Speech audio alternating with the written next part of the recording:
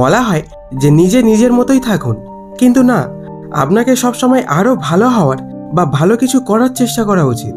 আপনি যেমন আছেন তাতে যদি আপনি খুশি না থাকেন, তাহলে তো আপনাকে কোথাও না কোথাও কিছু না কিছু পরিবর্তন করার দরকার তো আছেই, তাই না? তাই আপনাকে নিজেকে কিছুটা আপগ্রেড করতে হবে। আপনি যেমন আছেন তেমন থাকলে হবে না। দেখুন, এই পৃথিবীতে যত মানুষ আছেন তারা সবাই এই 4 থেকে 5টি জিনিসের পিছনে পুরো জীবন পাগল হয়ে থাকে: অর্থ, ভালোবাসা, সম্পদ এবং সম্মান। আজ আমি সম্মান নিয়ে কথা বলবো। সম্মান নিয়ে 15 থেকে 20টি আমি এমন নিয়মের সম্পর্কে আপনাকে বলবো, প্রত্যেকটা নিয়মই আমি 40 থেকে 50 সেকেন্ডের মধ্যেই কমপ্লিট করে দেব। আপনি একটি খাতা পেন নিয়ে বসে যান, না হলে এই ভিডিওটি সেভ করে রেখে দেবেন। আর বিশ্বাস করুন, না বিশ্বাস কেন করবেন, আপনি এই ভিডিওর প্রথম 5টি নিয়মই অ্যাপ্লাই করুন। যদি আপনার সম্মান প্রথম দিন থেকেই না বাড়ে না, তাহলে আমার চ্যানেল আপনি আনসাবস্ক্রাইব করে দেবেন, আর আমার ভিডিও কোনো দিন দেখতে হবে না। আমি ডিরেক্ট পয়েন্টে আসি। প্রথম নিয়ম: যখনই কোনো ব্যক্তি কিছু বলছে তার কথাগুলো মনোযোগ দিয়ে শুনুন, মাঝখানে একটুও কথা বলবেন না।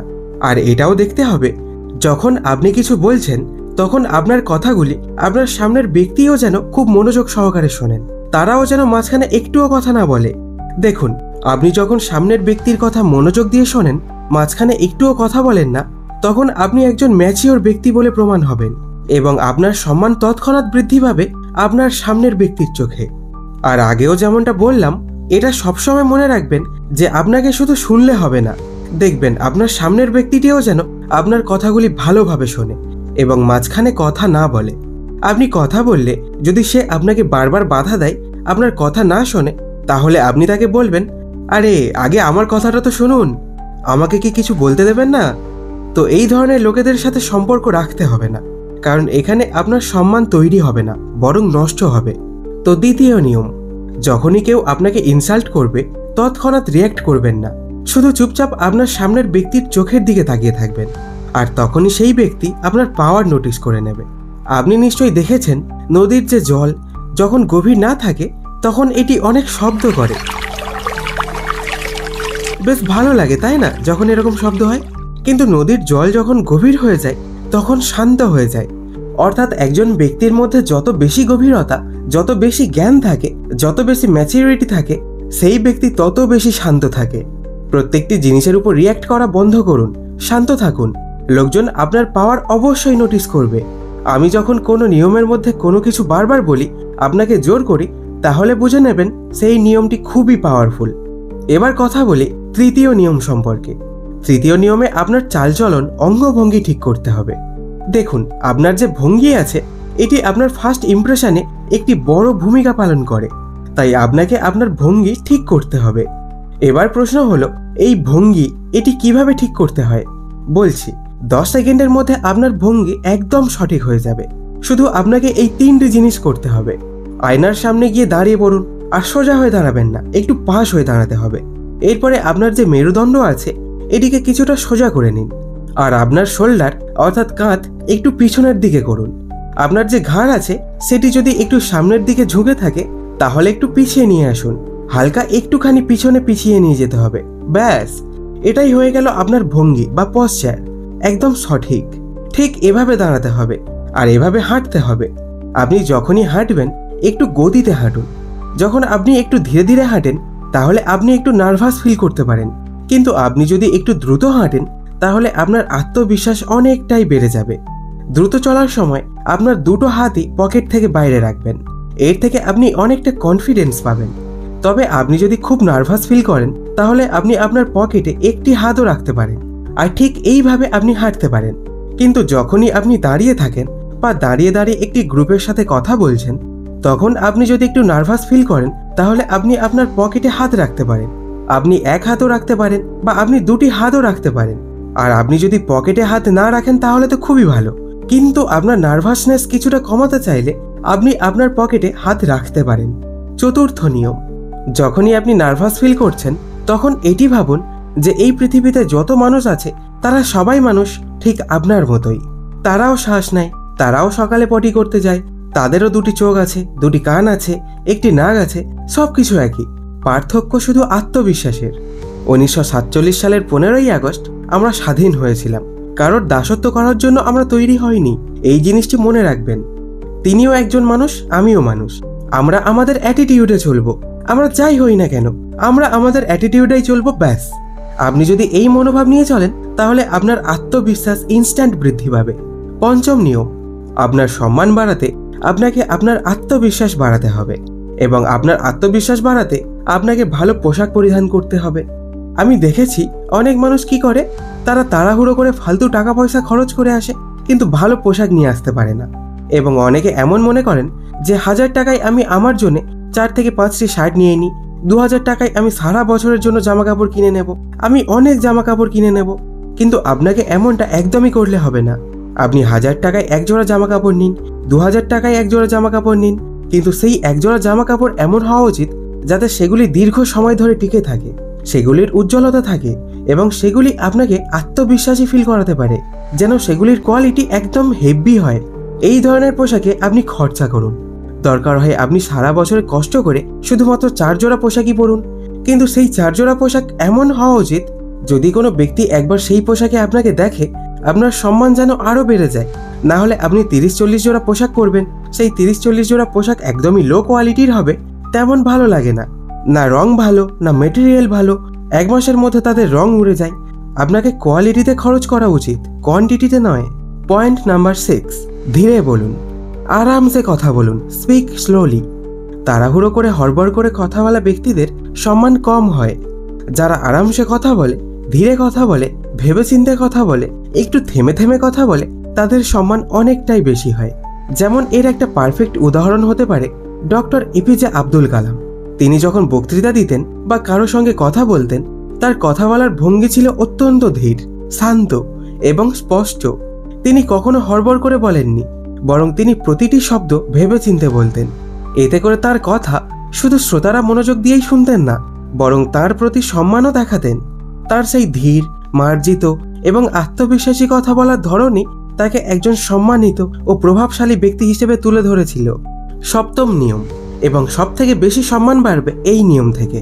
আর এই নিয়মটি হলো আপনার দক্ষতায় বিশেষজ্ঞ হওয়া উচিত। আমি আবারও বলছি, আপনার দক্ষতায় বিশেষজ্ঞ হওয়া উচিত।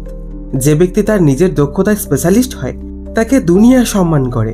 বিরাট কোহলিও সচিন তেন্ডুলকারের সামনে মাথা নত করেন, কারণ সচিন তেন্ডুলকার তার সময়ের খেলার একজন মহান নায়ক ছিলেন। তো সব থেকে বেশি সম্মান পেতে পারেন এই নিজের দক্ষতায় বিশেষজ্ঞ হয়ে। আপনার যে কাজই হোক না কেন, আপনি টার্গেট রাখুন আপনার সেই কাজের জায়গায় মহান নায়ক হওয়ার জন্য। 8 নাম্বার নিয়ম, যদি আপনার সম্মান আরও বাড়াতে চান তাহলে টি কনসেপ্ট ইউজ করুন। চলুন টি কনসেপ্ট কি আপনাকে বুঝিয়ে দিই। টি কনসেপ্টে আপনি দেখতে পাচ্ছেন একটি রেখা আছে হরিজন্টাল, একটি রেখা আছে ভার্টিক্যাল। ভার্টিক্যাল লাইন অর্থাৎ উপরে থেকে নিচে পর্যন্ত, মানে আপনি যে কোনো একটি ক্ষেত্রে গভীরে যান, আপনি এর বিশেষজ্ঞ হয়ে যাবেন, আপনার সম্মান বৃদ্ধি পাবে। এরপরে হরিজন্টাল লাইন অর্থাৎ বাদবাকি যে কর্মক্ষেত্র বা যে কোনো ক্ষেত্রে আপনি একটু একটু একটু একটু করে জ্ঞান অর্জন করতে থাকুন, যাতে বাকি ক্ষেত্রে আপনি পিছিয়ে না থাকেন। এটা করলে আপনার সম্মান অনেক অনেক বেড়ে যাবে। এর এক্সাম্পল হিসেবে যেমন বিরাট কোহলি এবং MS ধোনি যে কোনো একটি জিনিসের সম্পূর্ণ গভীরতার সাথে আয়ত্ত হাসিল করেছেন, এরপর দেখবেন বাকি মাঠেও তিনি পিছিয়ে ছিলেন না। আপনি দেখতে পাবেন ওনার কমিউনিকেশন স্কিল, ওনার ইংরেজি বলার দক্ষতা, ওনার আত্মবিশ্বাস, ওনার অভিনয়, আর ওনার অভিনয়ের কারণে উনি বাকি ক্ষেত্রেও কিছুটা কিছুটা করে আরো বেশি উজ্জ্বল হয়েছেন। ওনার ফ্যাশন দেখবেন, ওনার শরীর দেখবেন, ওনার চালচলন দেখবেন, এই কারণেও অনেক মানুষ ওনাকে পছন্দ করেন। আপনি হয়তো বিরাট কোহলির এই জিনিসটি জানেন না, তবে এটা সত্য যে ক্রিকেট ছাড়াও এই জিনিসগুলির জন্য তার সম্মান অনেক বেশি। তাই এই জিনিসটি মনে রাখবেন, একটি জিনিসের গভীরতা আয়ত্ত করতে এবং বাকি ক্ষেত্রে অল্প অল্প করে জ্ঞান অর্জন করতে সেই দক্ষতাগুলিতেও কিছুটা ভালো হতে হবে, যাতে হরিজন্টাল স্কিলগুলো আপনাকে ভার্টিক্যাল স্কিলে অনেক সাহায্য করবে। এবং এতে সম্মান কোথায় পৌঁছবে, আমি তো বলবো আকাশ ফেটে যাবে, এত সম্মান আপনার হয়ে যাবে। নাম্বার 9, নিজে নিজের উপরেই হাসুন। ইয়েস, নিজে নিজের উপরে হাসুন। ভাবছেন এটা আবার কি নিয়ম যে আমি নিজেকে নিয়ে নিজেই মজা করব? দেখুন, আপনি যখন নিজেকে নিয়ে নিজেই হাসবেন তখন সামনের লোকটি ভাববে একে হাইড করা খুব মুশকিল, এ তো নিজেকে নিয়ে নিজেই মজা করে হাসছে, তাই আমি আর একে নিয়ে কি মজা করব। এই জন্য সামনের লোকেরা আপনাকে এটি নিয়ে মজা করে না। আমিও এমনটা করি। আমার যত ত্রুটি আছে, মানে কমতি আছে, যেখানে আমি মানুষকে হাসাতে পারি, অতীতে আমার সাথে যা কিছু ঘটনা ঘটেছে, আমি অতীতের এই জিনিসগুলি মানুষকে বলে হাসিয়ে দিই, তাহলে তারা আমাকে নিয়ে কি মজা করবে। আমাকে নিয়ে মজা করার আগে আমি আমাকে নিয়ে নিজেই মজা করি কিছু কিছু জায়গায় আমার বন্ধুদের কাছে, তাহলে তারা আমাকে নিয়ে কি করে মজা করবে? তাই আপনি নিজেকে নিয়ে নিজেই হাসুন। লোকেরা মনে করবে যে আপনাকে হার্ট করা খুব কঠিন, এবং মনে রাখবেন এর অর্থ এই নয় যে আপনি সব জায়গায় আপনাকে নিয়ে রসিকতা করবেন। আপনি এই নিয়ম শুধুমাত্র প্রয়োগ করতে পারেন আপনার বন্ধুত্বে। আপনাকে আপনার ক্লোজ ফ্রেন্ড বা আপনার আত্মীয়, পরিবার এই সব জায়গায় অ্যাপ্লাই করতে হবে। যে কোনো জায়গায় নিজেকে নিয়ে মজা করবেন না। এবার আমি 10 নম্বর নিয়মের কথা বলবো। এই 10ম নিয়মটি আগে 9ম নিয়মের ঠিক উল্টোটা। 10ম নিয়ম এটা যে আপনার ত্রুটিগুলি, আপনার উইক পয়েন্টগুলি কাউকে কখনোই বলবেন না। 9ম নিয়মে আমি বলেছিলাম যে আপনার ত্রুটিগুলি, আপনার উইক পয়েন্টগুলি বলুন। আপনি নিজেই নিজেকে নিয়ে মজা করুন, নিজেকে নিয়ে হাসুন। তাহলে 10ম নিয়মটি তার উল্টোটা কেন? কারণ আচার্য চাণক্য বলেছেন যে আপনার ত্রুটিগুলি, আপনার দুর্বল জায়গাগুলি কখনোই কাউকে বলবেন না। কারণ আপনি যখনই আপনার দুর্বলগুলি কাউকে বলবেন, প্রথম প্রথম তো এটি ভালো মনে হয়, কিন্তু সময় আসলে হয়তো আপনি যাকে দুর্বল জিনিসগুলি বলেছেন তারা আপনার সেই দুর্বল জিনিসগুলি নিয়ে খারাপ উদ্দেশ্য বানিয়ে ফেলে। নাম্বার 11, এই নিয়ম বলে যে আমাদের শুধুমাত্র সম্মান নিলে হবে না, সম্মান দিতেও হবে। আপনি যদি লোকেরা যা চান তাই দেন, তবে লোকেরাও আপনাকে তাই দেবে যা আপনি চান। যদি আপনি চান সামনের ব্যক্তি আপনাকে সম্মান করুক, তাহলে আপনাকেও সামনের ব্যক্তিকে সম্মান দিতেই হবে। আমার আর আপনার দিক থেকেও সেই একই জিনিস। যদি আপনিও চান নলেজ, কন্টেন্ট, ভ্যালু আমি আপনাকে দিই, তাহলে আপনিও আমাকে তাই দেবেন যা আমি চাই। আমি চাই লাইক, কমেন্টস, শেয়ার, সাবস্ক্রাইব, যাতে আপনি আমার সাথে অ্যাটাচ থাকেন। তো আপনি আমাকে এইসব দিচ্ছেন আর দেবেন কারণ আমি আপনাকে তাই দিচ্ছি আপনি যা চান। নাম্বার 12, আপনার খ্যাতি। আপনার সম্মান বাড়ানোর জন্য আপনার অ্যাভেলেবিলিটি কম করে দিন। প্রকৃতি তো নিজেই উদাহরণ দিয়ে দিয়েছে। বৃষ্টির দিনে আমি দেখছিলাম 1 মাস ধরে একটানা বৃষ্টি হচ্ছে। মেঘলা ছিল, সূর্য দেখা যাচ্ছিল না, সূর্যের আলো পাওয়া যাচ্ছিল না, কোনো মজাই ছিল না। তবে যখনই সূর্য দেখা গেল 1 মাস পর, তখনই সবাই ছাদে চলে গেল, বাইরে চলে গেল, সবাই কাপড় শুকাতে লাগলো। তখন সবাই সূর্যকে দেখছিল, সূর্যের রোদের মজা নিচ্ছিল। তাই আমিও চলে গেলাম। কিন্তু কেন জানেন? কারণ সূর্য তার অ্যাভেলেবিলিটি কমিয়ে দিয়েছিল। এবং যখন 30 দিন পর সূর্য বেরিয়ে এলো, আসার সাথে সাথে কি আনন্দই না হয়েছিল। তার সম্মানও কতটা বেড়ে গেল, তাই না?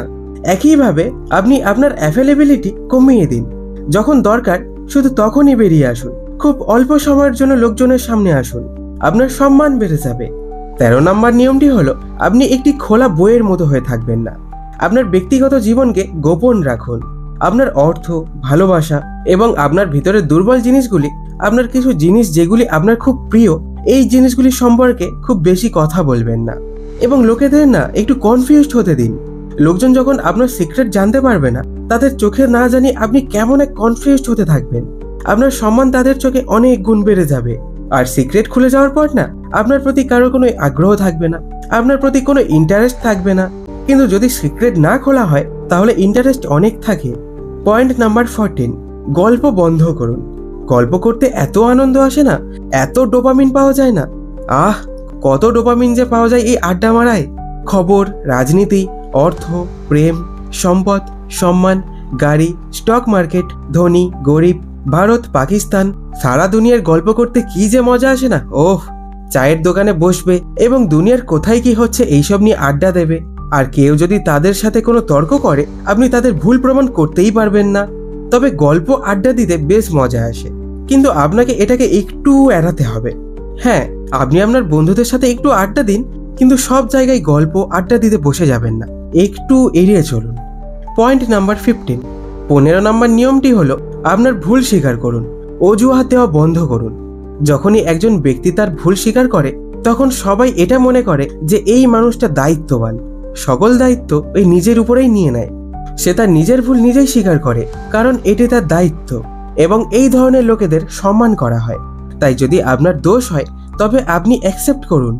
সম্মানের পরবর্তী নিয়ম অর্থাৎ পয়েন্ট নাম্বার 16, কারো পিছনে কোনো খারাপ কাজ করা বা খারাপ কথা বলা উচিত নয়। কারণ কেউ কেউ তো বলে না, কিন্তু কেউ কেউ এমন আছেন, আপনি কাউকে নিয়ে আপনার সামনের জনকে খারাপ কিছু বলছেন, এই ব্যক্তি গিয়ে তাকে বলে দেয় যে আপনি তাকে নিয়ে খারাপ কথা বলছেন। যদি সেই ব্যক্তিটি একবার জানতে পারে যে আপনি তাকে নিয়ে খারাপ কথা বলছেন, কিন্তু আপনি সামনাসামনি তো খুব ভালো কথা বলেন, তখন কিন্তু আপনি তার চোখে চিরতরে ছোট হয়ে যাবেন। আপনি যা বলতে চান, মানে নিন্দা করার থাকলে আপনি সরাসরি মুখে মুখে বলে দিন। যা করতে চান তা করুন, কিন্তু পিছনে নয়। পিছনে খারাপ কথা বলা এই কাজগুলি একদমই করবেন না। এই কাজগুলি ভালো মানুষদের না একদম মানায় না। দরকার হয় আপনি পিছনে সেই ব্যক্তির প্রশংসা করুন, যখন সেই ব্যক্তি জানতে পারবে যে আপনি তার পিছনে তাকে নিয়ে প্রশংসা করেছেন, তাহলে না আপনি সেই ব্যক্তির হৃদয়ে স্থান পেয়ে যাবেন। পরবর্তী নিয়ম অর্থাৎ নাম্বার 17, সারা বিশ্বে সম্মান পেতে আপনাকে যে কোনো একটি গ্রুপে আপনার সমস্ত সম্মান হারাতে হবে। আপনার এটি একটু বোকামি মনে হতে পারে। সুলতান মুভি আপনারা যারা দেখেছেন, একটি ডায়লগ হয়তো মনে আছে, कई भाई इज्जत कमाण खातिर बेइज्जती करवानी भी बहुत जरूरी हो। আপনাকে আপনার জীবনে এমন কিছু চেনাশোনা রাখতে হবে, আপনাকে এমন দল রাখতে হবে যেখানে শুধুমাত্র সিনিয়র লোকেরা আছে। তারা আপনার চেয়ে বড়, তারা টাকায়ও বড়, তারা জ্ঞানেও বড়, অভিজ্ঞতায়ও বড়, তারা সব কিছুতেই আপনার চেয়ে বড়। আপনি সেই দলে সবকিছুতে সবচেয়ে ছোট। আপনি সব থেকে বোকা মানুষ সেই গ্রুপে। আপনি সেই দলে যতটা অপমানিত হতে পারেন তাতে কোনো সমস্যা নেই। সেই গ্রুপে অপমানিত হওয়ার কারণে আপনি অন্য সমস্ত গ্রুপে সম্মানিত হবেন। আপনি এত কিছু শিখে যাবেন সেই সিনিয়র লোকেদের কাছ থেকে, যার কোনো সীমা নেই। এবার শেষ পয়েন্ট, নম্র ও ভদ্র হন। যখন আপনি আপনার জীবনে অনেক কিছু অর্জন করেন এবং তারপরেও আপনি নম্র হয়ে মানুষের সাথে কথা বলেন, মানে আপনার পা মাটিতে ঠেকে থাকে, এরপরে আপনি যে সম্মানটা পাবেন তা আপনি কখনো পেতে পারবেন না। তাই প্রথমে তো আপনি জীবনে খুব সফল হন, তারপর প্রতিটি মানুষের সাথে জীবনে খুব নম্র হয়ে চলুন। এটা নিয়ে আমি আপনাকে একটি উদাহরণ দিতে চাই, স্যার রতন টাটা। ধনী তো অনেকেই, অনেক মানুষ ধনী, কিন্তু তার নম্র স্বভাবের কারণে, তার এই ভদ্র ব্যক্তিত্বের কারণে তাকে আগেও অনেক সম্মান করা হতো, আর মারা যাওয়ার পরও সবাই ওনাকে অনেক সম্মান ও শ্রদ্ধা করেন। কারণ আপনি যত বড় লেভেলেই পৌঁছান না কেন, আপনি যদি মানুষের কাছে আপনার অকাত দেখিয়ে দেন না, তাহলে মানুষ আপনাকে হৃদয় থেকে কখনোই সম্মান করবে না। যখনই একজন ব্যক্তি আমার সাথে খুবই ভালোবেসে, খুবই ভদ্র নম্র হয়ে কথা বলেন, তখন আমি ভুলে যাই আমি কে, আমি কি, আমার কত ফলোয়ার্স, আমার কত টাকা, আমার সমস্ত জিনিস ভুলে যাই। আমি কেবল তার চোখে ভালোবাসা দেখি। এবং জীবনের যে আসল মজা আছে না, সেটি এই জিনিসগুলির মধ্যে আছে, যে আপনি খুব পাওয়ারফুল ব্যক্তি, লোকেরা আপনাকে খুব সম্মান করে, তবুও আপনি খুব নম্র ও ভদ্র থাকেন। তো এই ছিল সেই সমস্ত সম্মানের নিয়ম। আরে ওয়েট, কোথায় যাচ্ছেন আপনি? সাবস্ক্রাইব তো করে দিন। এমন ভাবে চলে যাবেন? অনেক লোক ভিডিও দেখেন কিন্তু খুব কম লোক সাবস্ক্রাইব করেন, এতে কিন্তু আমার মোটেও ভাল লাগে না। তাই আজ সবাই সাবস্ক্রাইব করে দিন। আর ভিডিওটা ভালো লেগেছে নাকি লাগেনি কমেন্টে কিন্তু অবশ্যই লিখে জানাবেন, ঠিক আছে? তাহলে চলুন, দেখা হচ্ছে পরের এক ভিডিওতে। তাই ভালো থাকুন, সুস্থ থাকুন, ধন্যবাদ।